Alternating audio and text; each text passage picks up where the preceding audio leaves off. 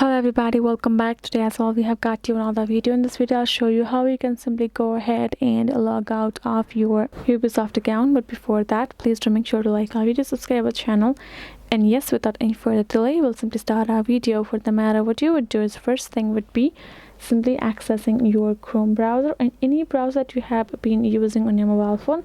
Afterwards, going to your search bar and simply typing in ubisoft.com, and this will simply lead you here in this home icon or home section of your particular website. Afterwards, what you're gonna do, you're gonna wait for a while and tap on your profile icon where you're gonna go ahead, get signed in, and you can see you are already signed in over here.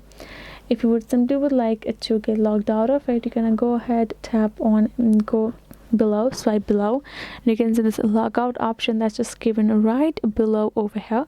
If you tap on it, you will simply be able to get logged out easily like that. Again, it will reload at the home page, and you can see you're gonna go ahead, tap on your profile. You can see you are no more over there. It will ask for you to enter your information again for you to get back, and you can see now we are logged in and we can know that like that. So this will be it, guys. Hope this video was helpful to you all. Thank you so much for watching, and I'll see you guys in our next video.